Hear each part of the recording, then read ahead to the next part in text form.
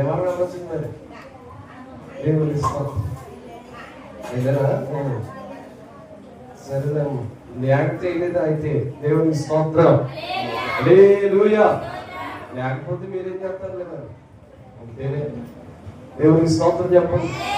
హల్లెలూయా. దేవుని వాక్యాన్ని ధ్యానం చేసుకుందాం.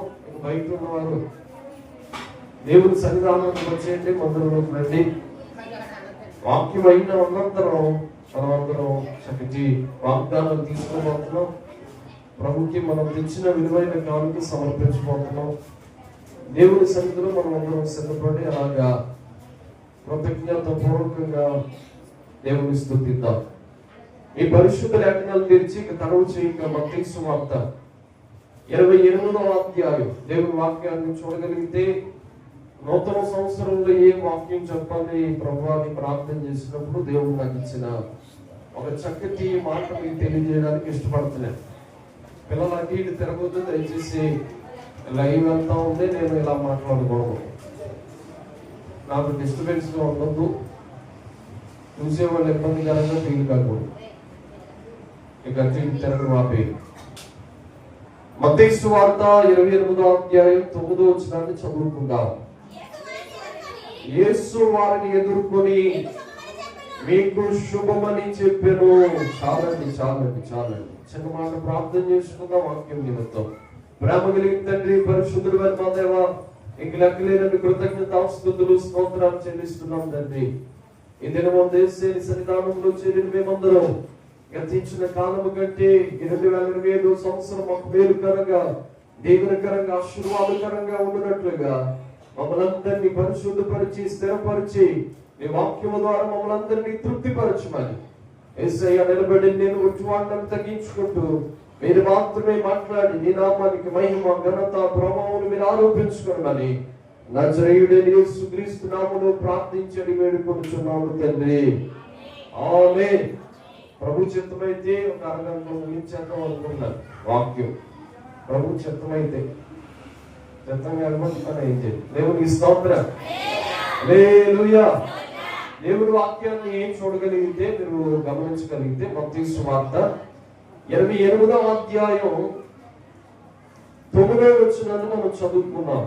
అక్కడ యేసుక్రీస్తు ప్రభు వారు సెలవిస్తున్నమాట, యేసు వారిని ఎదుర్కొని మీకు శుభమని చెప్పాను, మీకు శుభమని చెప్పాను. ప్రభు అయిన యేసుక్రీస్తు ఈ భూలోకానికి వచ్చి 33 సంవత్సరములు ఆయన శరీరధారిగా జీవించిన కాలం ఆ రోజులు. యేసయ్య 33 సంవత్సరములు ఈ భూమి మీద నరవతారిగా ఆయన కదిలాడు, తిరిగాడు, అద్భుతాలు చేశాడు. ఆయన అద్భుతాలు చేసింది కేవలం 3.5 సంవత్సరాలు మాత్రమే. ఆయన చేసిన అద్భుతాలు, జరిగిన కార్యాలు సామాన్యమైన మాత్రం కాదు. చనిపోయిన వారిని లేపాడు, అనేక మంది వ్యాధిగ్రస్తులు బ్రతికించాడు, కుంటివారిని స్వస్థపరిచాడు, ఎవరిని బలహీనుల్ని, రోగుల్ని దేవుడు అద్భుతకరంగా దేవుడు స్వస్థత కలుగజేశాడు. దేవుని సన్నిధిలో విశ్వసించి ప్రార్థిస్తున్న మీ అందరి జీవితాల్లో దేవుడు ఈ రోజు అద్భుతాలు జరిగించునుగాక. ఆమేన్ అని చెప్పండి బిగ్గరగా.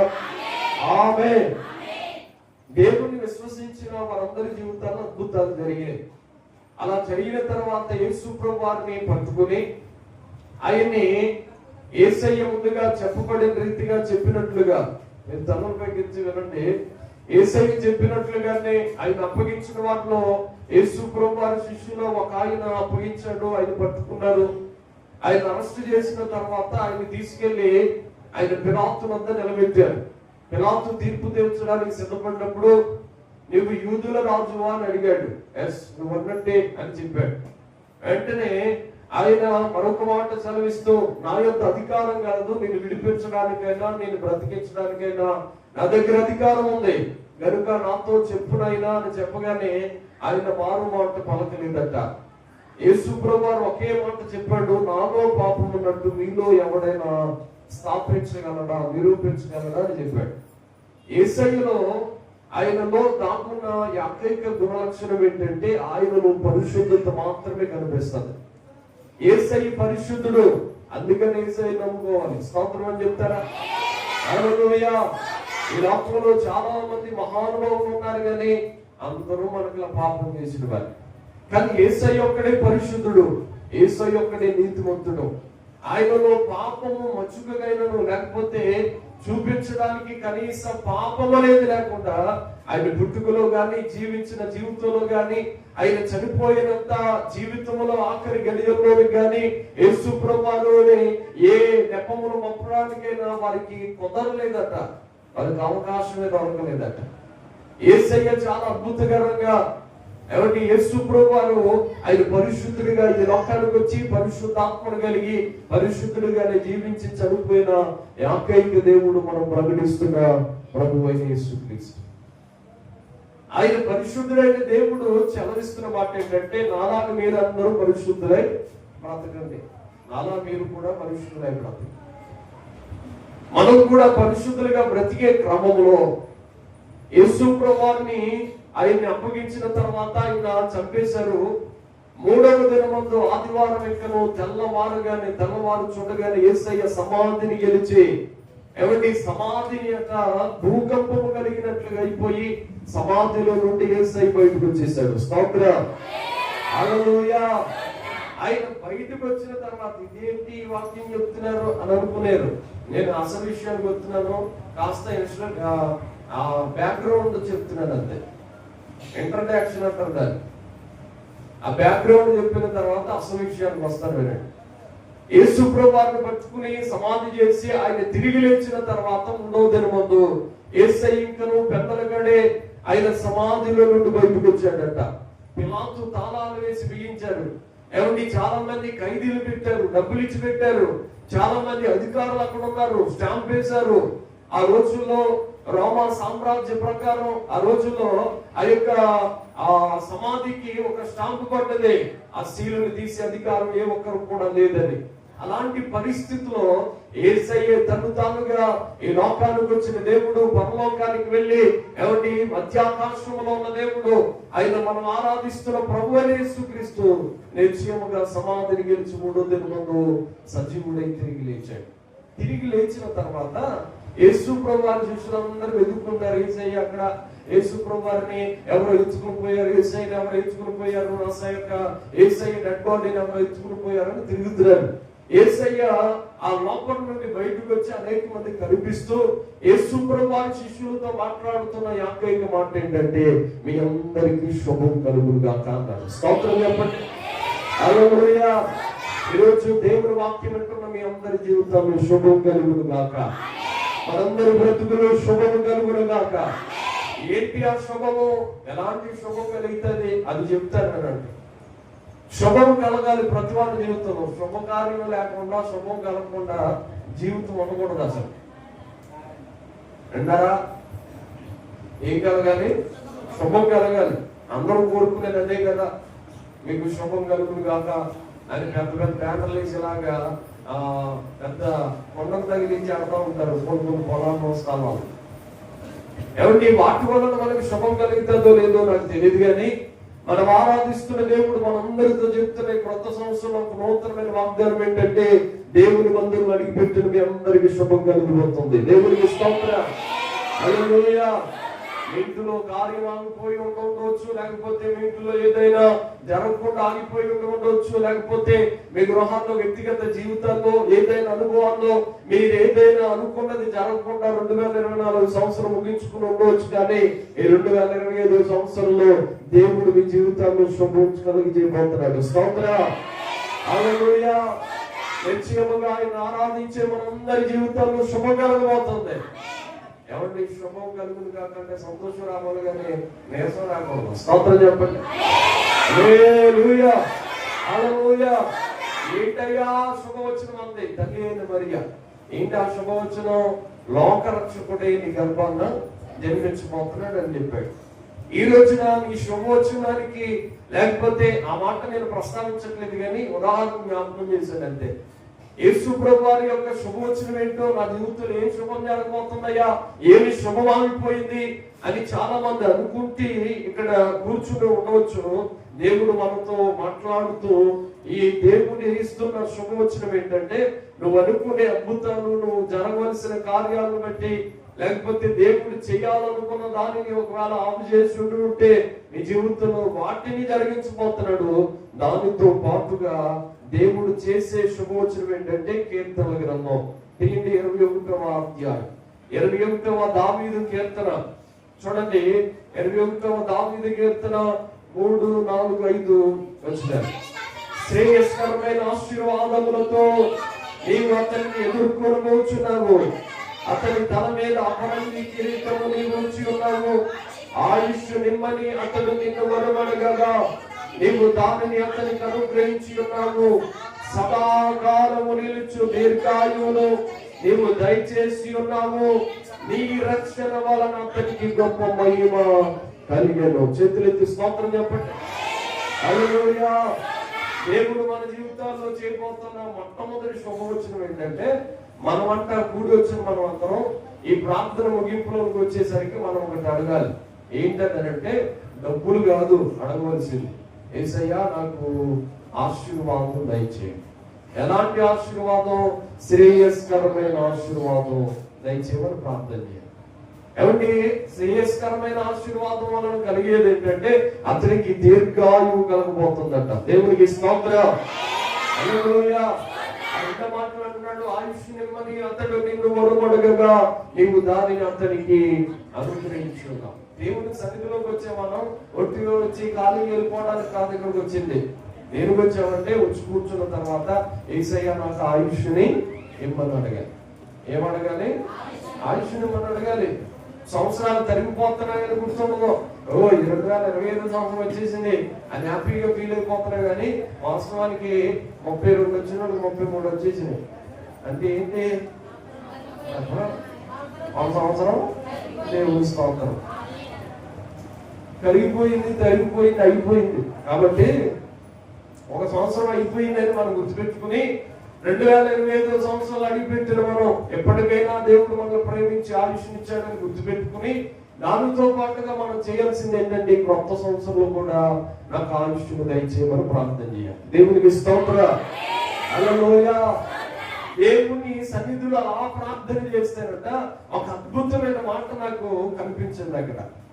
శ్రేయస్కరమైన ఆశీర్వాదముతో ఎదుర్కొన్నాడు. రెండవ మాట, ఒకటి ఆశీర్వాదం ఇస్తాడు.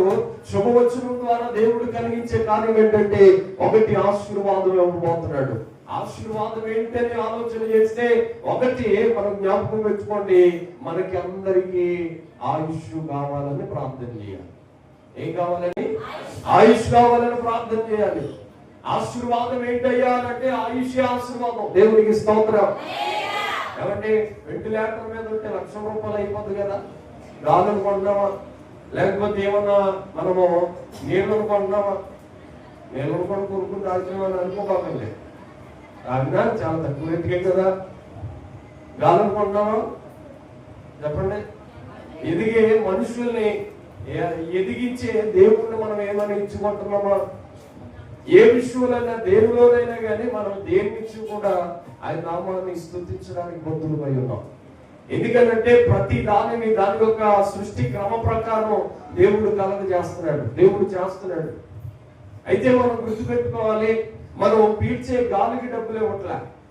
మనము ఈ జీవితంలో బ్రతికే జీవితానికి మనము ఎవరికి ధనం ఇచ్చి మనము పెద్దవాళ్ళుగా మన పిల్లలు పెద్దవాళ్ళు అయ్యేటట్లుగా చేయట్లే. ఏమంటే దేనిని చూసుకున్నా ఇలాగా మనం అందరం కూడా వృద్ధిలోకి వస్తున్నామంటే, ఆశీర్వదించబడుతున్నామంటే, మనం అందరం దీవెనకరంగా ఉంటున్నామంటే ఖచ్చితంగా మనం గుర్తుపెట్టుకోవాలి, మనకి దేవుడు ఆయుష్నిచ్చి ఆశీర్వాదకరంగా ఇస్తున్నాడు. స్తోత్రం చెప్పండి. హల్లెలూయా. అయ్యా డబ్బులు ఇవ్వయ్యా, డబ్బులు ఇవ్వయ్యా అని ప్రార్థన చేయకూడదు. ప్రభువా నాకు ఆయుష్ని ఇవ్వయ్యా అని ప్రార్థన చేయాలి. ఏమని? ఆయుష్ని ఇవ్వాలి. ఒక పాస్టర్ గారు నిన్న హార్ట్ అటాక్ వచ్చిందట. ఆయన మనందరికీ తెలిసిన పాస్టర్ గారి కానీ పేరు చెప్పట్లేదు. హార్ట్ అటాక్ వస్తే వర్మ హాస్పిటల్లో పెడితే 1,00,000 రూపాయలు అయిపోతాయిగా. చెప్పేంటంటే ఇంగ్లో తిరిగి ఆయన పాస్టర్ గారు ఆయన హాస్పిటల్లో జాయిన్ చేశారు. 1,00,000 రూపాయలు అవుతాయి. 24 గంటలు అబ్జర్వేషన్ లో పెట్టాలని చెప్పారంట. అంటే వాళ్ళు 24 గంటలు ఆ మనిషిని లేకపోతే ఆ యొక్క తీసుకెళ్లిన ఆ వ్యక్తిని చూస్తూ ఉంటారు, అబ్జర్వేషన్ లో పెడతారు. అయిన తర్వాత అసలు ఏంటో విషయాన్ని తర్వాత చెబుతారు. ఈ రోజుల్లో చూడండి హాస్టల్కులు భయంకరంగా పెరిగిపోయినాయి. చిన్నపిల్లలకు వస్తున్నాయి, పెద్దవాళ్ళకు వస్తున్నాయి, ఎవరస్తులకు వస్తున్నాయి, నడుస్తూ వెళుతూ ఉంటే వస్తున్నాయి. ఏమంటే ఆట ఆడే వాలీబాల్ ప్లేయర్స్కి వస్తున్నాయి. అలాగని చెప్పడానికి ఒలిపించుకున్న వాళ్ళకి వస్తున్నాయని లేదు, సినిమాగా ఉన్న వాళ్ళు కూడా ఆటడకులు వస్తానే ఉన్నాయి. ఏ భేదం లేదు, అందరూ పాపం చేసినట్టు ఏ భేదం లేదు, అందరికి ఆటడకులు వచ్చేస్తున్నాయి ఈ రోజు. అయితే ఈ రోజుల్లో హార్ట్ అటాక్లని, లేకపోతే రకరకాల రోగాలని, బలహీనతలని, ఈ భయంకరమైన పరిస్థితుల్లో ఉంటున్న మన జీవితాల్లో దేవుడు ఆయుష్నిచ్చి సంపూర్ణంగా ఈ సంవత్సరం అంతా మనల్ని కాపాడాలి. దేవుడు చెప్పండి స్తోత్రం. హల్లెలూయా. మన కుటుంబం అంతా ఆయుష్ కలిగి ఉండడమే గొప్ప ఆశీర్వాదం. మనం అందరం హ్యాపీగా ఉండడమే గొప్ప ఆశీర్వాదం. డబ్బులు ఉన్నా లేకపోయినా తర్వాత విషయం, కానీ అసలు అందరూ హ్యాపీగా ఉండడమే దానికన్నా ఆశీర్వాదం ఏదైతే. కాబట్టి చాలా డబ్బులు ఎత్తుకుని ఏడుతూ ఉంటే ఉపయోగం ఏంటి? కొంతమంది లక్షలు ఉంటాయి, ప్రతిరోజు ఏడుస్తూనే ఉంటారు, ప్రతిరోజు తండ్రితూనే ఉంటాడు, ప్రతిరోజు ఏడిపిస్తూనే ఉంటాడు. ఉపయోగం ఏమైనా ఉండదా? డబ్బులు లేకపోయినా ఉండడానికి తృప్తిగా ఉండే తినదానితో మనం సరిపించుకుని హ్యాపీగా సంతోషంగా గడిపితే దానికన్నా గొప్ప భాగ్యవంశం లోకంలో ఉండదు. అన్ని దానాల కన్నా మెరుగైన దానం ఏంటో తెలుసా? సమాధానమే. దేవునికి స్తోత్రం. హల్లెలూయా. ఏ దానం? సమాధానం. అది చాలా మంది కుటుంబాల్లో సమాధానం లేకుండా పోతుంది, అసమాధానంతో ఉన్నారు. ఎక్కడ చూసినా కానీ మరి పరిస్థితులమ్మో ఈ సంవత్సరం వల్ల మీరు జరుగుతుందా, దానికోసం పక్కన పెట్టేది కాసేపు. నేను చెప్తున్న మాట ఒకటే, మేమందరం ఆయుష్ కలిగి ఉండాలి ప్రభా, మేమందరం ఆశీర్వాదంతో నింపబడాలి. ఏమంటే ఇలాగ మనం ప్రార్థన చేస్తే కేవలం ఆయుష్నిచ్చి తృప్తిపరచుడు. ఆకాశ పక్షులను చూడండి, అవి విత్తము గోయము అన్ని దినం ఆహారం లేని వాటికి సమకూర్చుచున్న దేవుడిని మీకు కూడా ఇస్తానని చెప్పాడు ఆయన. స్తోత్రం. హల్లెలూయా. మనం వేటిని కోసం ఆలోచించి వెంటబడిపోవాల్సిన పనేమి లేదు. ఈ సంవత్సరం లాభం కట్టడం అనుకున్నాను, అవుతుందా లేదా? ఈ సంవత్సరం అప్పులు తీర్తే అనుకున్నాను, అవుతాయి లేదా? ఈ సంవత్సరంలో బలాన్ని తెప్పాలనుకున్నాను, తీరుతుందా లేదా? అవన్నీ నెవర్ పక్కన పెట్టేసి ఒక్కసారి ప్రభువా నేను అందరూ ఆయుష్ కలిగి ఉంటే చాలు నాయనా ప్రార్థన చేయి. మా కుటుంబం అంతా ఆయుష్ కలిగి ఉంటే నీ సన్నిధిలో ఉంటే చాలు నాయనా ప్రార్థన చేయి. తద్వారా జరిగేదేంటో తెలుసా? ఆకాశ పక్షులను పోషించిన దేవుడే మనలో కూడా, మన కుటుంబాలను కూడా పోషిస్తాడు ఆయన. స్తోత్రం. హల్లెలూయా. మన బిడ్డలు కూడా ఆయన పోషిస్తాడు. మన బిడ్డలకి ఏం కావాలో ఆయన సమస్తాన్ని తీరుస్తాడు. మనం దేవుని మీద డిపెండ్ అయ్యవలసిన వారం మనం అంతా కూడా అప్పుడు తెచ్చేసుకున్న చాలా సందర్భం. అందుకనే చిన్న వయసులోనే తెల్ల జుట్టు, ఎవరి జుట్టు చూసినా కానీ మెరిసిపోతుంది తల. మనం ఏ సర్ఫెక్సల్తో జుట్టుని వాడవసరం లేదు, రుద్దవసరం లేదు, కానీ అదే మెరిసిపోతూ ఉంటాం. అవాక్ అయ్యారో మీ బట్టలు చాలా తెల్లగా మారిపోయి అంటాడు కదా. బట్టలు కాదు, అందరి తలలో తెల్లగా మారిపోతాయి. అదే కదా, చిన్నపిల్లడు నీకు ఎప్పుడే తెల్లగా అయిపోయిందండి, అయిపోతున్నాయి. ఆడి తిప్పలు, ఆడి బాధలు, ఆడి భయంకరమైన షాప్ ఆడనుకున్నాడు. మనం తినే ఫుడ్ ఒక పక్కన పెడితే మనం ఆలోచనలు భయంకరంగా పెరిగిపోయి చిన్నప్పుడే పెద్ద పెద్ద ఆలోచనలు పిల్లలకి మారిపోతూ ఉన్నాయి. కనుక దేని కోసం ఆలోచించొద్దు. దేవా నాకు ఆయుష్నిచ్చి ఈ సంవత్సరం కూడా సంపూర్ణంగా నీ సన్నిధిలో ఉంటే చాలు ప్రార్థన చేసుకో. స్తోత్రం అని చెప్పండి. హల్లెలూయా. దానిని అడిగితేనంట 5వ వచనంలో అంటున్నాడు, నీ రక్షణ వలన అతనికి గొప్ప మహిమ కలిగెను. దేవుని రక్షణ వలనంట గొప్ప మహిమ కలగబోతుంది. మనమందరం మహిమకరంగా మారిపోబోతున్నాం, మహిమలో ప్రవేశించబోతున్నాం. మన మహిమ కలిగిన దేవుడు ఈ పూట ఆయనే మనలందరి మహిమతో కప్పబోతా ఉన్నాడు. స్తోత్రం. హల్లెలూయా. మన కుటుంబాలన్నీ దేవుని మహిమలోకి వచ్చును గాక, మన బిడ్డలన్నింటిని కూడా దేవుని మహిమలోకి వచ్చును గాక, మన వ్యాపారాలన్నీ దేవుని మహిమలోకి వచ్చును గాక. ఆయన మహిమ మన చుట్టూ ఆవరిస్తే జరిగే పరిస్థితులు ఏంటో తెలుసా? ఏమంటే కన్యక గర్భవతిగా మారిపోయింది. ఏంటండి అని అంటే లోక రక్షకుడే ఆవిడ గర్భంలోనికి రావడం ద్వారా జరిగిన అద్భుతం ఏంటంటే ఆవిడ ధన్యురాలుగా మారిపోయిందట. స్తోత్రం చెప్పండి. ప్రపంచంలో మరియ పేరెత్తని ఊరేదైనా ఉండకుండా అసలు ఉండలేము. ఏ పండుగలోనైనా మరియ పేరెత్తుతాం, ఏ పాటలోనైనా మరియ పేరెత్తుతాం. ప్రతి ఊరిలో కూడా క్రిస్మస్ పండుగల్లో మరియ పేరు ఎత్తకుండా మనము పండుగ ముగింపులోనికి తీసుకురాలి. ఈ రోజుకి మరియమ్మ గారు అంతగా గొప్పగా ధన్యురాలుగా ఉందంటే గల కారణం ఏంటో తెలుసా? నేను చెప్తున్న మాట, ఆవిడలోనికి మహిమను కూర్చింది. ఆవిడ చుట్టూ దేవుని మహిమ కమ్ముకుంది. ఈ రోజు మనం అడిగితే రక్షణ దయచే ప్రభువా నా కుటుంబానికి, ఇంకా నా బిడ్డలకు రక్షణ లేదు, నా భర్తకు రక్షణ లేదు, నా వ్యక్తిగత జీవితంలో నాకు రక్షణ లేదని అడిగితే దేవుని రక్షణ మనం కోరుకుంటేనట దేవుడు మహిమతో మనకు కప్పబోతా ఉన్నాడు. స్తోత్రం, హల్లెలూయా. మనమందరం మహిమలోనికి ప్రవేశించబోతున్నాం. ఏమంటే మహిమతో కప్పుతాడు ఆయన, మహిమ కలిగిన వారంగా మారుతాం. మూడోది ఏంటో తెలుసా? మనమే మహిమలోనికి ప్రవేశించబోతాం. ఎక్కడికా మహిమ? పరలోక రాజ్యం అనే మహిమలోనికి వెళ్ళబోతాం. మనమే మహిమకరంగా ఉంటే మనం వెళ్ళే ప్రతి స్థలం వల్ల దేవుడికరంగా ఉండబోతా ఉంది. ఎవరికి ఒక లైట్ దగ్గరికి అనేకమైన పురుగులు ఎలాగైతే వస్తాయో, మహిమ అంటే చాలా విద్యుత్ కాంతులతో దగదగా మెరిచే ఒక స్టేడియం కానీ లేకపోతే ఒక ప్రాంతాన్ని కానీ మనం చూస్తే ఎంత అద్భుతంగా ఉందని ఆహ్లాదకరంగా మనము దాన్ని చూడడానికి మనం చక్కగా నిదానించి చూస్తామో, అలాగే దేవుని వాక్యాన్ని బట్టి మనమే మెరిచే, లేకపోతే మనమే వెలిగే, మనమే దేవుని చేతిలో అనేక మందికి తారలుగా మారిపోతే, ప్రకాశమానమైన గుర్తులుగా మారిపోతే దేవుడు అనేక మందికి మహిమకరంగా నీ దగ్గరికి పట్టుకుని వస్తాడు ఆయన. స్తోత్రం చెప్పండి, హల్లెలూయా. దేవుడు అనేక మందిని ఆకర్షిస్తాడు మన దగ్గరికి, అనేక మంది మన దగ్గరికి రాబోతా ఉన్నారు. నీవు కూడా ధన్యురాలుగా మారిపోబోతున్నావు. ఆమేనంటారా? ఆమేన్, హల్లెలూయా. ఎందుకు లేదు అడిగించుకుని చెప్తున్నాడు దేవుని స్తోత్రం, హల్లెలూయా, హల్లెలూయా. శ్రేయస్కరమైన ఆశీర్వాదంతో దేవుడు ఎదుర్కోబోతున్నాడు ఈ సంవత్సరం. ఏంటి ఆ శ్రేయస్కరమైన ఆశీర్వాదం? చెప్పాలి. ఆయుష్యే శ్రేయస్కరమైన ఆశీర్వాదం. అడిగావా? నీ బిడ్డలకు ఆయుష్ కావాలని, నీ భర్తకు ఆయుష్ కావాలని అడిగావా? నీ రక్షణ కావాలి నాయన అని అడిగావా? రెండో మాటగా జ్ఞాపకం చేస్తున్నాను, రక్షణ దయచే ప్రభు అని అడిగావా? కోల్పోయిన రక్షణ వల్ల నా కుటుంబానికి, నా బిడ్డలకి దయచే ప్రభు అని ప్రార్థన చేస్తున్నావా? రక్షణ ఎంత ప్రాముఖ్యం అంటే ప్రతి బిడ్డకి కూడా, లేకపోతే ప్రతి కుటుంబానికి కూడా చుట్టూ, మన ఇంటి చుట్టూ ప్రహారీ కూడా ఎలాగైతే ఉంటుందో, కుక్కలో భయంకరమైన ఆ జంతువులు లోపలికి రాకుండా, మన కాంపౌండ్ వాళ్ళలోకి రాకుండా మనం ఎలా అయితే గేట్ తీసుకుంటామో, రక్షణ గోడగా ఆ యొక్క ప్రహారీ గోడ ఎలాగైతే ఉంటుందో, దేవుడు మన కుటుంబం చుట్టూ అలాగా కంచి వేసి ఈ సంవత్సరం అంతా ఉండించబోతున్నాడు.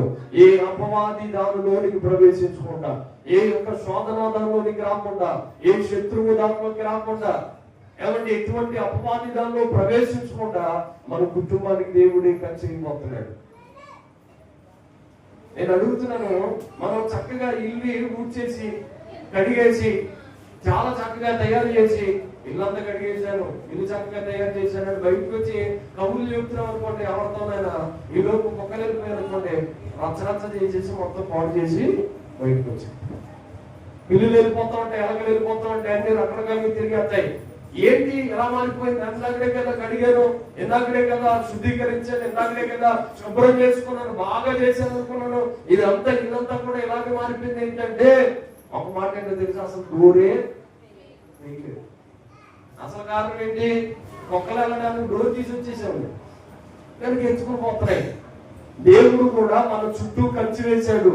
ఆ కంచెలో నువ్వుంటే, ఆ రక్షణ అనుభవంలో నువ్వుంటే, ఏ శత్రువు ఈ సంవత్సరంలో నేను ముట్టనే ముట్టడు. స్తోత్రం అని చెప్పి, హల్లెలూయా. ఏ అపవాది నీ కుటుంబాన్ని టచ్ చేయలేడు సంవత్సరంలో. ఏ శత్రువు నిన్ను తాకడానికి అధికారం లేదు సంవత్సరంలో. నీ బిడ్డల మీద అధికారం, ఏ శత్రువుకి, ఏ అపవాదికి ఈ సంవత్సరంలో దేవుడు అధికారం లేదు. అలా చెయ్యాలంటే ప్రభువాని రక్షణతో నన్ను అలంకరించిన ఆయనను ప్రార్థించు. దాని ద్వారా దేవుని మహిమ మన మధ్యలోకి వచ్చేస్తుంది. అన్నవారు బయట వాక్యమే లేకపోతే లోపలికి వెళ్ళాలి. దేవునికి స్తోత్రం చెప్పండి, హల్లెలూయా. యెహోవా చేత ఆశీర్వదించబడిన లోపలికి రండి. ఇంకా బయట బయట క్రమం కాదు, భోజనం చేసినా చేయకపోయినా లోపలికి వచ్చి కూర్చోండి. దేవునికి స్తోత్రం, హల్లెలూయా, హల్లెలూయా. నిన్న 3 ఇడ్లీ తిన్నాను, ఈ పూటకి ఏమీ తినలేదు. దేవునికి స్తోత్రం. నీరసం కానీ ఏమో కలిసిపోవడం కానీ ఇలాంటి ఏమి మా జీవితంలో లేవు. స్తోత్రం చెప్పండి. హల్లెలూయా. ఇంకా రాత్రి 12 అయిపోయిందని అలసిపోతారని ఫీల్ అయిపోయి నేను త్వరగా ముగించేద్దామని స్టార్ట్ చేశాను. ఇది త్వరగా అయిపోతే దేవుని స్తోత్రం. ఎంచుకున్న 3 పాయింట్లో త్వరగా అయిపోయినా ప్రార్థన చేసుకున్నాం మనసు. దేవుని స్తోత్రం. హల్లెలూయా. ఎందుకంటే నేను అలసిపోవడం అంటే ఒకటే, ఇంకా మళ్ళా సాయంత్రం ఒక కార్యక్రమంలో పాల్పొందాలి, మళ్ళా రేపు పగలు ఒక కార్యక్రమానికి వెళ్ళాలి. చాలా దూర ప్రాంత ప్రయాణాలు ఉన్నాయి. ఇంకెప్పుడు కొనుక్కుంటామో ఎప్పుడు తింటామో అదంతా దేవునికి స్తోత్రం. అందుకనే ఎవరికి వచ్చేస్తాయి దేవునికి స్తోత్రం. ఏంటది? స్టమక్. సాయంకాలం టైంలో తిని ఏమంటే అందరికి ప్రార్థన చేసి అందరికి పంపించిన తర్వాత మళ్ళీ ఫోన్ చేయాలి. మాస్టర్ ఫోన్ చేస్తారా అని అడిగి కూడా ఉంటాం. ఇవి తినేసి పెంచాలకు రాడేసి వెళ్ళిపోతున్నాం సీరియస్ గా అంటే అని చెప్పేసి వెళ్ళిపోతారు. అందరికి కనీసం పరిచయం చేద్దాం పాస్ గారి కన్నా ఏమైనా ప్రిపేర్ లేదు చూద్దాం అనే మనిషి ఉంటారు చాలా మంది. అలాంటి కొంతమంది ఉన్నారు లేక రాజుగారు ఎలాంటి ఉన్నారు అని పెడతారు. దేవుడికి స్తోత్రం. హల్లెలూయా. కట్నం కోసం చెప్తున్నానంటే అంటే మీరు అలసిపోయారని ఫీల్ అయిపోతారని నేను త్వరగా ముగించేద్దాం అనుకున్నాను. దేవుడు చెప్తున్నైతే మరి ఏమవుతుందో. దేవుడు వాక్యాన్ని చూడండి. దేవుడు మన జీవితంలో చేసే ఆ శుభవచనం లేకపోతే శుభమేంటో రెండో మాటగా మీకు జ్ఞాపకం చేస్తున్నాను. ఒకటి ఆశీర్వాదము, రెండవది అక్కడే ఉంది ఆశీర్వాదం అనే ఏంటి ఆయుష్, రెండవ మాట రక్షణ అనే మహిమ. 2 మాటలు జ్ఞాపకం చేశాను. మూడో మాటగా ద్వితీయోపదేశకాండం చూడండి. ద్వితీయోపదేశకాండం 11వ అధ్యాయం. ఈ సంవత్సరంలో దేవుడు మన ఎడల ఆ శుభవచనం ఏంటో అని ఒకసారి ఆలోచన చేద్దాం. ద్వితీయోపదేశకాండం 11వ అధ్యాయం 12వ వచనం. 11, 12. అది ఆకాశ వర్ష జలము త్రాగును, అది నీ దేవుడైన యెహోవా లక్ష్యపెట్టు దేశము. నీ దేవుడైన యెహోవా కన్నులు సంవత్సరాది మొదలుకొని సంవత్సరాంతం వరకు ఎల్లప్పుడూ దాని మీద ఉండును. స్తోత్రం చెప్పండి. హల్లెలూయా. ఏమంటే ఇక్కడ వ్రాయబడి ఉన్న మాట ఏంటంటే యెహోవా కన్నులు సంవత్సరాది మొదలుకొని సంవత్సరాంతం వరకు దాని మీద ఉండు. ఎవరి కన్నులంట? ఎవరి మీద ఉన్నాయంట? దేవుని కన్నులు. అక్కడ వాక్య సందర్భం ఏంటంటే యెహోషువతో మోషేతో దేవుడు మాట్లాడుతూ, మోషే నేను కనాను దేశానికి నడిపించబోతున్నాను. ఆ కనాను దేశం ఎట్లా నా యొక్క ప్రణాళిక ఉంది. సంవత్సరాది మొదలుకొని సంవత్సరాంతం వరకు నా కన్ను దృష్టి దాని మీద నిలపబోతున్నాను అని ప్రభు చెప్పారు. అయితే మనకి దీని వల్ల ఒరిగేది ఏంటంటే ఇది మనకి ట్రాన్స్లేషన్ చేసుకుని చెప్తే మన మీద, మన కుటుంబాల మీద ఈ సంవత్సరాంతి మొదలుకొని సంవత్సరాంతం వరకు దేవుని కన్నులు ఉండబోతున్నాయంట. స్తోత్రం చెప్తారా? హల్లెలూయా. ఒక నాయకులు కన్నులు ఉంటే చాలా సంతోషం అనుకునే చాలా మంది ఉన్నారు. ఎవరన్నా ఒక ఎంపీ గారు, ఎమ్మెల్యే గారు, ఒక మినిస్టర్ వచ్చి రే ఎవరా అని పిలిస్తే చాలా ప్రౌడ్ గా ఫీల్ అయిపోతారు. పేరు పెట్టి పిలిస్తే అబ్బా నేను బాగా గుర్తున్నాను అనుకుంటా మా నాయకుడికి అని ఫీల్ అవుతారు. మంచిదే. ఈ లోకంలో ఉండే నాయకుల వలన మనకు అంత సంతోషం కలిగితే ఏమంటే మనం ఆరాధిస్తున్న దేవుడు రాజులకు రాజులు, ప్రభువులకు ప్రభు. ఆయన మహామహిమలో నివసించే దేవుడు, సర్వశక్తి కలిగిన దేవుడు. ఈ లోకంలో తరాలు మారినా, పరిస్థితులు మారినా మారని దేవుడు, మార్పు లేని వాడు. యుగ యుగాలలో ఆయన జగజగాలలో ఉన్న దేవుడు మనం ఆరాధిస్తున్న ప్రభు యేసుక్రీస్తు. ఆయన అంటున్నాడు ఈ సంవత్సరం మొదలుకొని 1వ తారీఖు కాకుండా 31 డిసెంబర్ వచ్చేంత వరకు నా ఎడల నీ కృప విస్తారంగా ఉండబోతుంది. దాని ద్వారా జరిగే కార్యం ఏంటంటే నీ కుటుంబం పట్ల, నీ బిడ్డల పట్ల, నీ యొక్క గ్రామం పట్ల, లేకపోతే సంఘం పట్ల, వ్యక్తిగతంగా మన అన్ని పరిస్థితుల పట్ల దేవుని కన్నులు మన మీద ఉండబోతున్నాయి. స్తోత్రం. హల్లెలూయా. దేవుని కన్నులు అంటే ఎంత గొప్పగా మారిపోతామో తెలుసా? దేవుని కన్నులంట రూతు అనే ఒక ఆవిడ మీద పడ్డాయట. రూతు అనే ఒక ఆవిడ మీద పడితే ఆవిడేమో గొడ్డాలు భర్తను కోల్పోయిన పరిస్థితి. ఆవిడే యేసయ్యకు ఒక గోత్రికురాలుగా మారిపోయింది. స్తోత్రం చెప్తారా? హల్లెలూయా. యేసయ్య గోత్రంలో మొట్టమొదట పునాది రాజు ఎవరన్నా ఉన్నారంటే పాత నిబంధన గ్రంథంలో రూతు అనే తల్లి గారు. ఆవిడ ఒక దీనురాలు, ఎందుకు పనికిరాని పరిస్థితి కలిగిన వ్యక్తిని దేవుడు ఒక ప్రాంతాన్ని బెత్లెహేము గ్రామానికి నడిపించి ఆ గ్రామంలో ఏమంటే ఆవిడ తన యొక్క అత్తగారితో చేసుకున్న ప్రమాణాన్ని బట్టి ఆవిడ చాలా ఉన్నతమైన కార్యము జరిగించగా ఆవిడనే ఏమంటే ఎన్నిక లేని స్త్రీని బోయాజు అనే ఒక భర్తగా మార్చిన తర్వాత, భారీగా చేసుకున్న తర్వాత బోయాజు తన పొలమంతటి మీద, అధికారం అంతటి మీద, సమస్తమంతటి మీద ఆవిడికి పెత్తనాన్ని అప్పగించాడంట. స్తోత్రం చెప్తారా? హల్లెలూయా. ఈ మాట ఎందుకు చెప్తున్నానో తెలుసా? బోయాజు అంటే దేవుడు, రూతు అనగా మనం అనుకోండి. మన మీద దేవుని కన్నులు పడితే, మన మీద దేవుని కన్నులు పడితే ఎంత అద్భుతంగా మారిపోతుందంటే పరిస్థితి.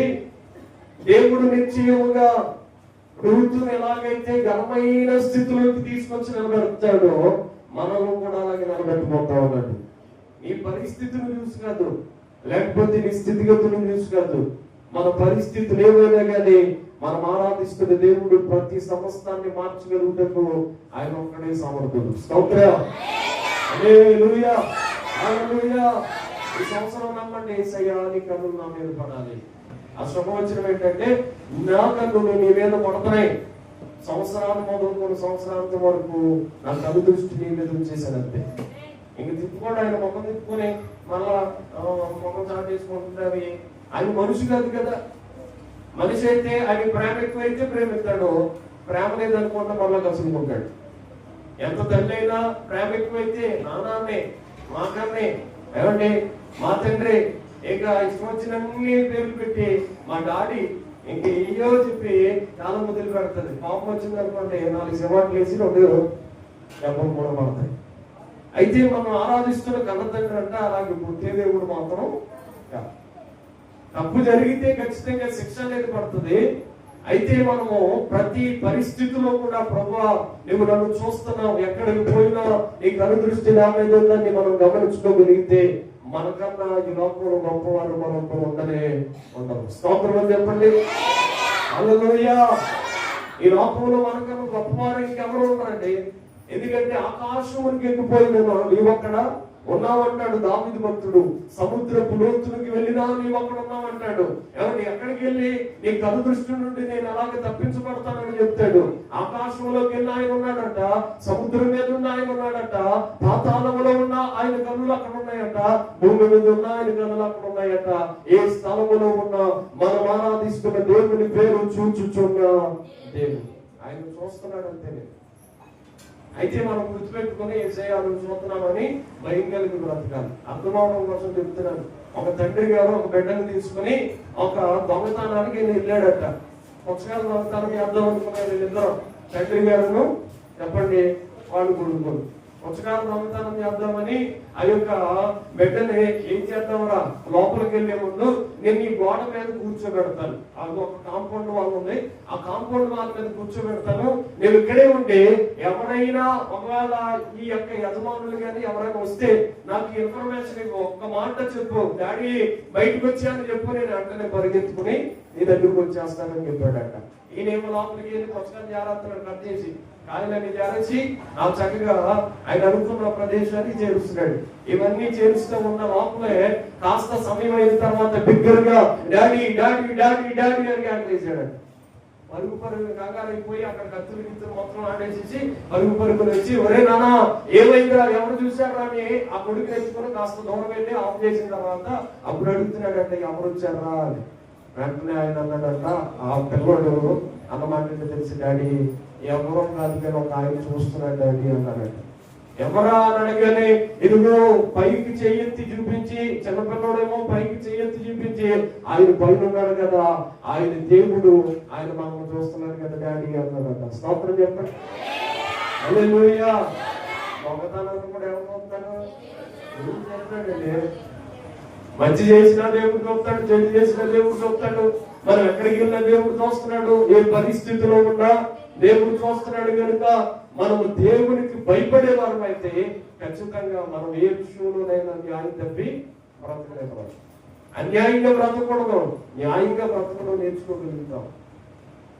దేవుని మాట్లాడుతున్న మనం అందరం దేవుడు చూస్తున్నాడని భయపడకుండా అయితే ఇదే మాటలో భయపడుతూనే దేవుడు మనం చూస్తున్నాడు కనుక మనం చాలా సంతోషించాలి. ఏంటి సంతోషమయ్యా అంటే ఈ సంవత్సరంలో దేవుడి కనుదృష్టి అంట మన మీద పడ్డది. దేవుడికి స్తోత్రం చెప్పండి. హల్లెలూయా. ఈ సంవత్సరం మన కుటుంబాలపైన దేవుడి కనుదృష్టి పడ్డది. ఈ సంవత్సరంలో మన యొక్క వ్యక్తిగత జీవితాలపైన దేవుడి కనుదృష్టి పడ్డది. ఎవరైతే రిసీవ్ చేసుకుని ఆమేన్ అని చెప్పి ఎవరైతే ఒప్పుకుంటారో దేవుడు ఖచ్చితంగా అలాంటి కుటుంబాలపైన దేవుడు కనుదృష్టి ఉంచుతాడు. స్తోత్రం. హల్లెలూయా. నిశ్చయముగా మన యొక్క పరిస్థితులన్నింటిని చూసే దేవుడు ఓరకనే వదిలిపెట్టడం, సమస్తం అంతటి కూడా శిక్షిస్తాడు ఈ సంవత్సరంలో. దేవుడికి స్తోత్రం. హల్లెలూయా. ఈ సంవత్సరంలో జరిగే శుభవచనం ఏంటో తెలుసా? ఒకటి ఆశీర్వాదం ఇస్తాడు, అది ఆయుష్ అని చెప్పండి, ఆశీర్వాదం. రెండవది ఆయన రక్షణనే మహిమనిస్తాడు. మూడవది ఆయన కనులు మన కుటుంబాల పైన, వ్యక్తిగత జీవితాల పైన, మన యొక్క గ్రామం పైన ఆయన దృష్టి పడింది. ఆయన ఊరికి వదిలిపెట్టడం, మన గ్రామాన్ని దేవుడు పట్టుకోబోతున్నాడు. స్తోత్రం. హల్లెలూయా. మన వ్యాపారాలను దేవుడు చూస్తున్నాడంటే ఈ సంవత్సరం దేవుడికి స్తోత్రం. మన ఉద్యోగాలు దేవుడు చూస్తున్నాడంటే ఈ సంవత్సరం. మన పరిస్థితులన్నింటినీ దేవుడు చూస్తున్నాడంటే ఈ సంవత్సరం. మన వ్యక్తిగత ఆర్థిక పరిస్థితుల్లో నలిగిపోతున్న మన జీవితాన్ని దేవుడు చూస్తున్నాడు ఈ సంవత్సరం. దేవుడు ఏదో ఒక గొప్ప కార్యం చేయబోతున్నాడు. ఆయన శూన్యములు సృష్టిని వేలాడదీసిన దేవుడు, ఏ ఆధారం లేకుండానే సమస్తాన్ని కలుగజేసిన దేవుడు. ఎవరిని నీకు ఆధారం ఏది లేకపోవచ్చు కానీ ఆయన సమస్తానికి ఆధారభూతుడు కనుక నిశ్చయంగా మనం నమ్మాలి. దేవుడు మనం చూస్తున్నాడు. మన పరిస్థితులు మారిపోతాయండి దేవుడు మనం చూస్తే. అందుకని ఎగ్జాంపుల్ గా రూతు అనే సహోదరుని ఇంకా చాలా మంది ఉన్నారు కానీ టైం లేదు కాబట్టి నేను త్వరగా ముగింపులోకి వస్తున్నాను. అదే దేవుడు చేసే గొప్ప ఆశీర్వాద కార్యము లేకపోతే శుభమేంటని మనం ఆలోచించినప్పుడు చూడండి, విలాప వాక్యాలు గ్రంథం. దేవుని వాక్యాలు చదువుకున్నా 4వ మాటగా మీకు జ్ఞాపకం చేస్తున్నాయి. విలాప వాక్యములు పరమగీతముల గ్రంథాల చూడండి, ఇర్మియా పక్కన ఉంటుంది. 3వ అధ్యాయం 23వ వచనం. మనందరికీ తెలిసిన మాట. అనుదినము నూతనముగా ఆయనకు వాత్సల్యత పుట్టుచున్నది, ఆయన ఎంతైనా నమ్మదగిన వాడవు, యెహోవా నా భాగమని నేను అనుకొనుచున్నాను. దేవునికి స్తోత్రం. హల్లెలూయా. హల్లెలూయా. ఈ సంవత్సరములనంట దేవుడు నూతనమైన వాత్సల్యత ఆయన ఎడల మన పైన ఆయనకు పుట్టబోతుంది. వాత్సల్యత అని అంటే ఏంటయ్యారు అని అడిగితే, ఏమంటే వాత్సల్యత అనే మాటను గూగుల్లో తెచ్చేస్తే ఏమాట కనిపించలేదు కానీ నేను ఒక డిక్షనరీ తిరిగించినప్పుడు నాకు ఒక మాట కనిపించింది. వాత్సల్యత అంటే కుమారుని ఎడల తండ్రి ఎలాగైతే జాలి పడతాడో అలా జాలి పడతాడు దేవుడు. స్తోత్రం చెప్పండి. హల్లెలూయా. అంటే అపరిమితిగా కొడుకేదో తనను ప్రేమిస్తాడని కాదు ప్రేమించింది, కొడుకు కోసం ఏదైనా ఇవ్వడానికి తండ్రి చాలా ఇష్టపడతాడు. చిన్నప్పటి నుండి చూడండి, కన్న తండ్రి నా కొడుకులని నా కూతుర్లని ఎంత ప్రేమ ఉంటుంది. కన్న తల్లికి ఎంత ప్రేమ కలిగి ఆవిడొక్క ఆ రక్తపు బొత్తిని ఒక పాలుగా చేసి ఎంత మనల్ని ప్రేమించి ఆదరిస్తుంది. ఏమంటే మన కోసం అన్నింటినీ సిద్ధపరిచి మన కోసం ప్రయాసపడి మన కోసం నలగొట్టుబడి ఆవిడ శ్రమంతా మన కొరకే పెట్టుబడిగా మార్చుకుని ఆ తన జీవితం అంతా న్యాయపరుచుకుని మనల్ని ఎలాగైతే భవిష్యత్తులో ఉన్నతమైన నాకంటే గొప్పవారుగా చేయాలని కన్న తల్లిదండ్రులు ఎలాగైతే ఆశపడతారో మనం ఆరాధిస్తున్న దేవుడు అంతా అలాగే ఈ సంవత్సరంలో మన ఎడల జాలి చూపించబోతున్నాడు. దేవునికి స్తోత్రం. హల్లెలూయా. ఎంతకాలం చేసిన తప్పులు లేకపోతే అతిక్రమాలు దోషాలు ఆయన ఎప్పటికీ జ్ఞాపకం చేసుకోడు, వదిలిపెట్టబోతున్నాడు. నువ్వు క్రమం ఉంటే దేవుడు నిశ్చయంగా మర్చిపోతున్నాడు, వాటన్నిటిని తుడిచిపెట్టేపోతున్నాడు. నువ్వు స్థిరంగా ఉంటానని ఒక ప్రామిస్ చేసి నువ్వు దేవుడి సన్నిధిని విడిచిపెట్టి రాగలిగితే నిశ్చయముగా ఆయన మన ఎడల దీర్ఘ శాంతాన్ని చూపించబోతున్నాడు. ఆయన వాత్సల్యత మన కుటుంబాల ఎడల ఉండబోతుంది. దేవుడికి స్తోత్రం. హల్లెలూయా. ప్రతిదినము నూతనంగా పుట్టబోతుందంట. ఏమంటే ప్రతిదినం అంటే అనుదినం, ఎవ్రీడే, ప్రతిరోజు కూడా ఆయనకి నూతనంగా ప్రతిరోజు కూడా ఆయనకి వాత్సల్యత పుట్టబోతుంది. ఆయన ఎంతైనా నమ్మదగినవాడు. మనుషులు నమ్మగలుగుతారు కానీ దేవుడు ఒక్కడే నమ్మదగిన. స్నేహితులు గాయపరచొచ్చు, బంధువులు వదిలేయచ్చు, చుట్టుపక్కల ఉన్న వారందరినీ ఆలోచన చేసి మనల్ని మాట్లాడవచ్చు, కానీ ఎవరు ఏమి చేసినా మనం ఆరాధిస్తున్న దేవుడు ఒక్కడే నమ్మదగినడు. స్తోత్రం. హల్లెలూయా. యోసేపు నా నమ్మదగిన దేవుడే చూశాడండి. దేశానికి ఆయన ఒక ప్రముఖుడిగా మార్చేశాడు. ఆయన చెరసాలలో ఉన్నప్పుడు దేవుడు ఆయన కనుదృష్టి ఆయన మీద నిలిపించాడు. వాస్తవాన్ని చూపించే దేవుడు ఆయన. దావీదు స్థానాన్ని గుర్తు చేసుకుంటే దావీదు పాపం చేసినప్పటికీ కూడా దేవుడు వాస్తవ్యంత దావీదు మీద విడిచిపెట్టలేదు. మరలా కృప విస్తారం చేశాడు, మరలా అధికం చేసి అంటున్నాడు, ఇదిగో దావీదు నీ స్థానాన్ని సుస్థిరం చేయబోతున్నా, ఇదిగో భూమి యొక్కంత కాలము నీ స్థానం ఉండబోతుంది. అలాగంటే ఈ పరిస్థితులు అలాగే ఉండబోతున్నాయి. కుమారులు నువ్వు దేశాన్ని పరిపాలించబోతున్నావు. ఇజ్రాయేల్ దేశాన్ని నేటికి దావీదు కుటుంబం పరిపాలిస్తుందంటే గల కారణం ఏంటో తెలుసా? దావీదు గారు రచించిన దేవుని వాగ్దానాలు. మనకు కూడా దేవుడు వాగ్దానం చేయబోతున్నాడు. నువ్వు ఏదో చేసావని ఆయన నేను శిక్షించడానికి కాదు, కానీ వాటిని ఒప్పుకుని విడిచిపెడితే ఖచ్చితంగా ఆయన మన ఎడల వాత్సల్యత చూపించడానికి ఆయన ఇష్టపడతాడు. దేవునికి స్తోత్రం. హల్లెలూయా. నిశ్చయముగా మనమందరినీ దేవుడి సంవత్సరంలో ఆయన అనుదిన వాత్సల్యత మన ఎడల చూపించును గాక. ఆమేన్. ఆయన చేసే శుభవచనం ఏంటంటే ఆఖరిగా 5వ జ్ఞాపకం చేసి ముగిస్తాను. ఆయనే మరణాన్ని గెలిచి తిరిగి వచ్చాడు. మనం అందరం ఒక రోజున మరణాన్ని గెలిచి తిరిగి రాబోతున్నాం. దేవునికి స్తోత్రం. హల్లెలూయా. మన ఎడల దేవుడు నూతనంగా వాత్సల్యత చూపించబోతున్నాడు, నూతనమైన ఆశీర్వాదం ఇవ్వబోతున్నాడు, నూతనమైన మహిమలోనికి మనం వెళ్ళబోతున్నాం. దానితో పాటుగా సంవత్సరాలు మొదలుకొని సంవత్సరాంతం వరకు ఈ సంవత్సరము మన ఎడల దేవుడు కనుదృష్టి నిలపబోతున్నాడు. 5వ మాటగా జ్ఞాపకం చేస్తున్నాను, మన కుటుంబాల ఎడల దేవుడు ఖచ్చితంగా కార్యం చేయడానికి ఆయన ఇష్టపడబోతున్నాడు. దేవుడికి స్తోత్రం. హల్లెలూయా. హల్లెలూయా. నేను నమ్ముతాను దేవుని వాక్యంలో ప్రకటన గ్రంథంలో చూపించడానికి 1 గంట 20 నిమిషాలు ఎందుకంటే ముగిస్తున్నారు, కానీ దేవుని వాక్యాలు చూడగలిగితే ఆయన మరణాన్ని గెలిచి తిరిగి వచ్చాడండి. ఒక మాట చదివేసి ముగిద్దాం చూడండి. దేవుని వాక్యంలో ప్రకటన గ్రంథంలో దేవుని వాక్యం ఒక మాట చదువుకుని ముగించుకుందాం. 1వ అధ్యాయం 18వ వచనం 17 నుండి చదివితే 1వ అధ్యాయం ప్రకటన గ్రంథం. నేను ఆయనను చూడగానే చచ్చిన వారి వల్ల ఆయన పాదములను పెట్టి ఆయన తన కుడి చేతి నా మీద ఉంచి నాకు ఇట్లా, నేను భయపడొద్దు, నేను మొదటి వాడను, కడపటి వాడను, జీవించి వాడను, మృతులనైతిని గాని ఇదిగో యుగములు సజీవుడనై ఉన్నాను. మరణము యొక్కయు పాతాళ లోకము యొక్కయు తాళపు చెవులు నా స్వాధీనములో ఉన్నాయి. దేవునికి చెప్పమని స్తోత్రం చేస్తున్నాను. హల్లెలూయా.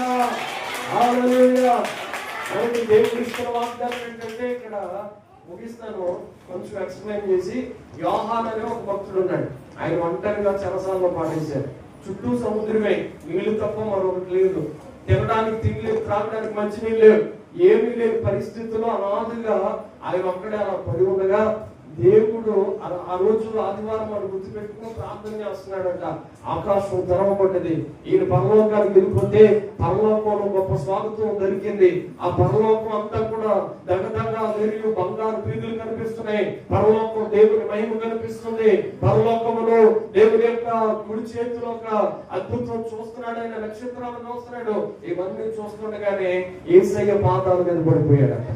చచ్చిన వారి వల్లే నేను ఆయన పాదాల మీద పడగానే వెంటనే ఆయనంట భయపడద్దు, భయపడద్దు. ఏమంటున్నాడు తెలుసా? నువ్వు భయపడద్దు. ఈ సంవత్సరం ఏ పరిస్థితి కలిగినా నీకు వచ్చే సంవత్సరంలో కలగదు. దేవుడు నీకు భయపడొద్దని వాగ్దానం చేస్తున్నాడు. భయపడొద్దు ఏ పరిస్థితిలో కూడా అంటూనే, ఎందుకు భయపడకూడదయ్యా అని ఆన్సర్ అడిగే ముందుగా ఆయనే చెప్తున్నాడు, నేను మొదటి వాడను, కడపటి వాడను, మృతులు రైతులు గాని యుగ యుగములు జీవించు వాడను, పాతాళ లోకపు యొక్క తాళపు చెవులు నా స్వాధీనంలో ఉన్నాయి. పాతాళాన్ని నా చేతిలో పెట్టుకున్నాను. నా తాళపు చెవులు నా చేతిలోనే ఉన్నాయి. కాబట్టి మరణమే నన్ను ఆపలేకపోయింది, ఏ ఒక్క శత్రువు నన్ను ఆపలేకపోయాడు. కనుక నువ్వు వేటికి భయపడవలసిన పనేమి లేదు. సంతోషంగా స్తోత్రం చెప్పండి. హల్లెలూయా. చేతుల్లో ఓడిపోతే మన చేతుల్లో కూడా ఓడిపోతుంది. ఏమంటే ప్రతి అపవాది ఆయన చేతుల్లో ఓడిపోయింది. ఆయన తలను చదువుకుంటాడు సిలువలో, మన చేతుల్లో కూడా ఈ సంవత్సరం ఓడిపోతుంది అపవాది. దేవునికి స్తోత్రం. హల్లెలూయా. ప్రతి శత్రువు ఈ సంవత్సరం ఓడిపోతున్నాడు. మనకి గొప్ప విజయం రాబోతుంది. ఇవన్నీ జరగాలంటే మనం ఆయన పాదాలు వినపడాలి. ఆమె ఇప్పుడు చెప్పాలి అసలైన మనం ఏం చేయాలి? పాదాలు వినపడాలి. చచ్చిన వాళ్ళు మళ్ళీ పడిపోయాడట.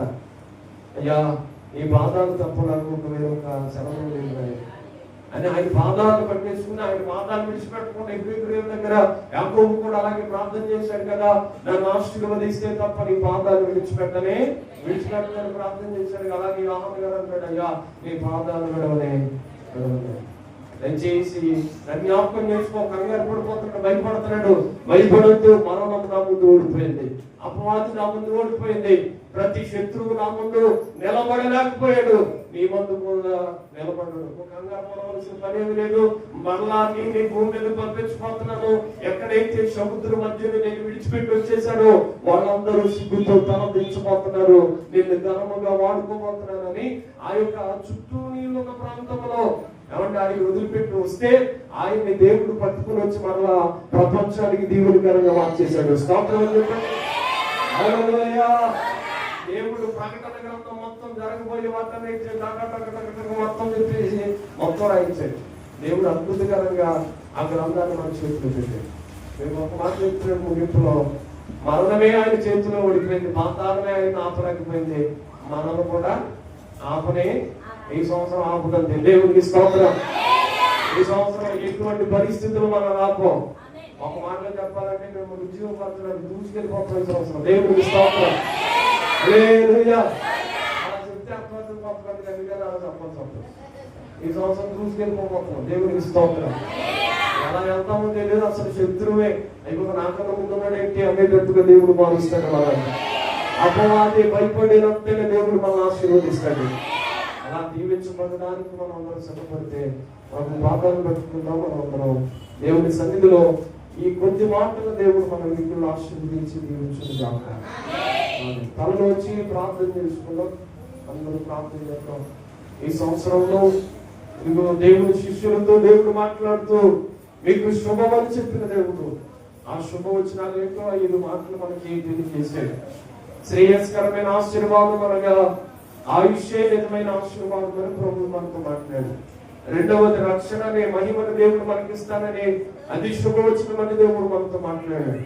ఈ సంవత్సరము మొదలుకొని సంవత్సరాంతం వరకు నా కన్నులు నీ మీద ఉన్నాయి, నీ కుటుంబాల మీద ఉన్నాయని దేవుడు మనతో మాట్లాడుతూ వచ్చాడు. 4వ మాటగా మనం జ్ఞాపకం చేసుకుంటే అనుదినం ఆయనకి నూతనంగా వాత్సల్యత పుట్టబోతుంది కనుక మనకి శుభం జరగబోతుంది. 5వ మాటగా మనం జ్ఞాపకం చేసుకుంటే ఈ సంవత్సరము ఏ శత్రువుని ఎదుట నిలబడలేకుండా ప్రభు చేయబోతున్నాడు. దేవుడు అద్భుతకరంగా నిన్ను వాడుకోబోతున్నాడు. దేవుడు నీకు దీవించబోతున్నాడు, వ్యాపారాలు దీవించబోతున్నాడు, పరిస్థితులు ఆశీర్వాదకరంగా వచ్చిపోతున్నాడు. ఏ పరిస్థితికైనా చాలిన దేవుడు యోహాను పాదాల మీద పడితే భయపడొద్దని చెప్పి ఎక్కడి నుండి అయితే వచ్చాడో, ఏ పరిస్థితులు అయితే అనాదిగా ఉన్నాడు ఆ పరిస్థితులనే ఘనమైన వాడుగా ఇప్పటికీ యోహాను పేరు ఎత్తబడుతుందంటే దేవుడు అతన్ని ఇదిగో యోహాను భయపడవద్దు, పాతాళమున ఎదుట నిలబడలేదయ్యా, ఇదిగో మరణమున ఎదుట ఓడిపోయింది నాయనా, ఏ పరిస్థితిలోనైనా నిన్ను కూడా అలా గెలిపించబోతున్నానని దేవుడు మాట్లాడాడు కదా. యోహానుని ఇదిగో భయంకరమైన కాలే నువ్వులో పడవేసినప్పటికీ కూడా దేవుడు కాపాడాడని చాలా సందర్భాల్లో నీతో చెప్పాను నేను ఆ విషయాన్ని. దేవుని మాటగా మనం తీసుకుని ప్రార్థన చేసుకున్నాం. యేసయ్యా నీకు వందనాలు. యేసయ్య విషయాన్ని తాగించిన యోహాను గారికి ఏ మాత్రము అదేమీ చేయలేదట. దేవుడు అతన్ని అలాగే బహుగా బలపరిచాడు, నూతనమైన కృపదానం చేశాడు. ఈ సంవత్సరంలో ఏ శత్రువు ఊహించినంత రీతిగా దేవుడు నిన్ను మేలుతో నింపబోతున్నాడు, ఆశీర్వాదంతో నింపబోతున్నాడు. అడిగి పెట్టి నీవు వచ్చిగా వెళ్ళడానికి ఇష్టపడద్దు, దేవుని దీవెన తీసుకుని వెళ్ళడానికి ఇష్టపడదు.